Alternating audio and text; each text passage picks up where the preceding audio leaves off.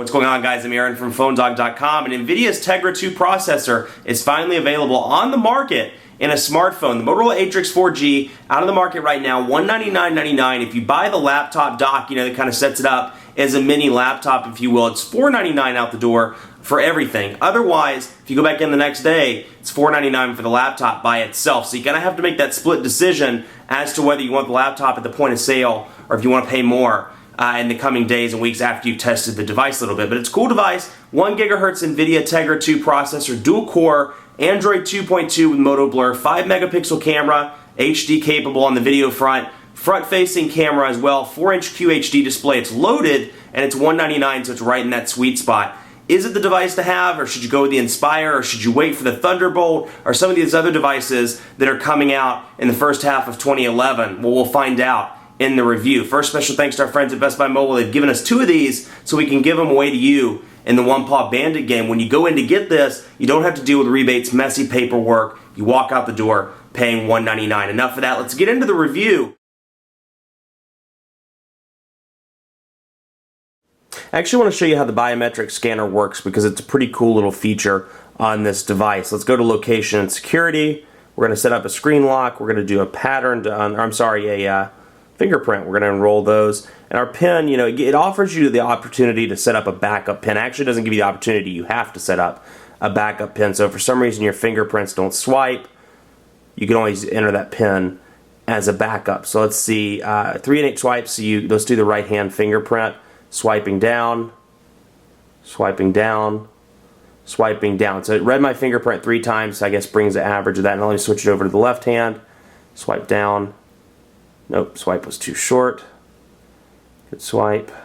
So you can see what it's doing. It's registering my fingerprints, and then instead of entering in a code or doing a drawing, I can put it in that way. So let's hit done, and it's locked. So when I close it or turn it off, turn it back on, instead of going through and doing the unlock, I can just simply do that, and it brings me right in to the device. So is it functional? It's one of those things. I wouldn't buy the phone based off of a biometric sensor, but it's certainly a cool piece of technology that this device has out of the box. Let's take a look at Gmail, because there are some changes, and if you watch my videos, I do cover this pretty regularly, but for those that don't, you'll notice some minor things like there's the header that stays at the top. When you're scrolling through the email, excuse me, when you're scrolling through the top, or scrolling through the email, it stays at the top, and you have your typical archive, delete buttons that you had before, but those are at the bottom, and then the ability to reply all, and forward, it's up at the top now. So some minor improvements, the ability to check your folders from here, and the ability to add new accounts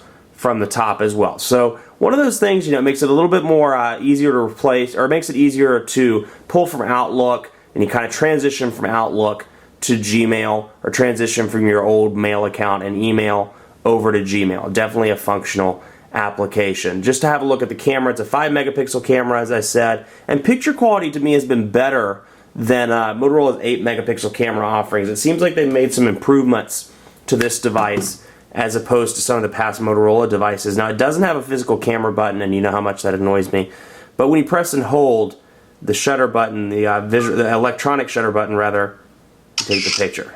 So move out a little bit. Let's do a sample picture of the Click 2's keyboard. So picture quality is certainly not bad. I'll bring it up so you can see. Let's do this one.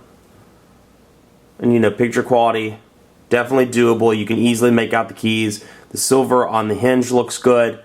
Then here's the first one I took that was a little bit closer. Show you the video I shot the other day at 720p so you can get an idea of the camcorder. The colors are pretty good. Atrix 4G came out today on AT&T, and this is a test of the 720p video recording. So you can see the colors, the stop sign, the leaves here, the way this looks. Pretty nice. The audio quality much better than the Galaxy S4G that I tested earlier in the week. And so overall, I've been pleased with the media functionality. The HD camcorder definitely good. Camera's better. It's still not going to match the iPhone 4 or the Droid Incredible or the Inspire 4G, any of those with HTC's 8 megapixel camera. I still do believe it's better. Then you have the additional front-facing camera for those times you want to take pictures in the front or do some sort of portrait MySpace shots if you want to do those. So we'll jump in here. I'll show you how to access that. Go down here. Bam. Front-facing camera. Who's that awesome looking guy? Actually, I pointed the wrong way. Who's that awesome looking guy? It's Aaron Baker. So we pull back, and then you can jump very easily back to the rear camera. Let's take a look at quadrant standard scores, and I don't want to spoil it because the quadrant standard scores are absolutely amazing on this device. I didn't mean to hit speed test. I meant it's quadrant standard.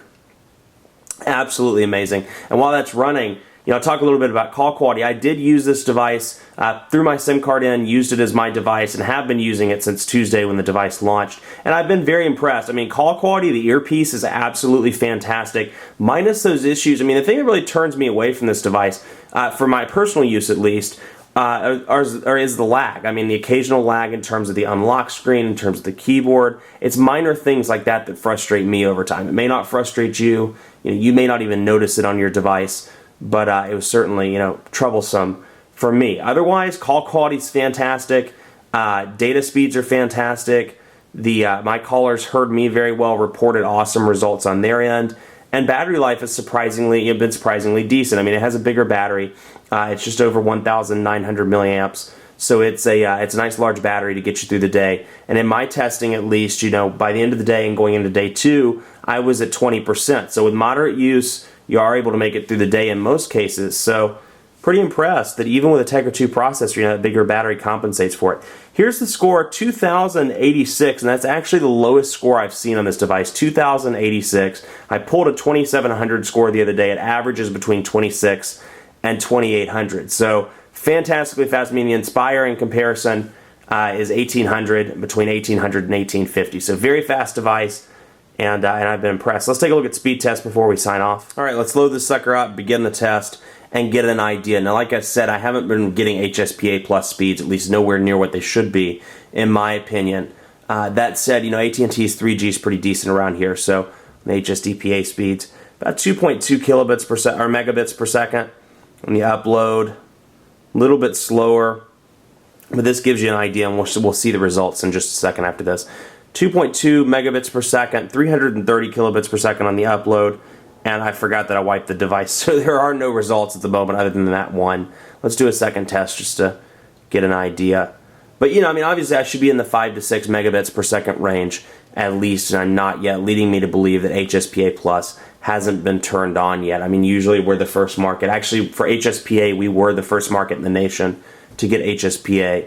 So I imagine, we'd be very very quick to get HSPA Plus as well. 2.2 megabits per second, 327 kilobits per second on the upload. So right around, 2 to 3 megabits per second. Good, bad, you decide. So, it's one of those things, I've been really impressed with this device, with the exception of the day-to-day lag. I mean, it's a good device. I think it's fast, but it's one of those things, in my opinion, where the specs on paper don't necessarily equate to what it's like in day-to-day use. I mean, the Inspire 4G may be a little bit slower in terms of quadrant standard scores, may have a slower processor on when it comes to technicalities, but it runs faster, in my opinion, in day-to-day stuff. Never lags. Pull the notification bar down, it works every single time. And I don't know how much of that's Moto Blur and how much of that is something else in the device, but it's definitely frustrating. And for a device that's this high spec, that's needless to say, that's pretty frustrating. Much more coverage to come on the Motorola Atrix 4G on PhoneDog.com. We have dogfights tomorrow. It's going to be an Atrix 4G versus Inspire 4G dogfight and much more, so keep it locked on the site for continuing coverage. Be sure to like us on Facebook as well, Facebook.com/PhoneDog. We're giving away more stuff in the coming days, weeks, and months. Be sure to like us, Facebook.com/PhoneDog, and stay tuned for that. Follow me on Twitter as well, PhoneDog_Aaron. Let me know what you think of the Atrix. Let me know if you've had any problems with lag, any issues like that, or for any questions, feel free to hit me up. PhoneDog_Aaron. Thanks so much for watching. We'll see you next time.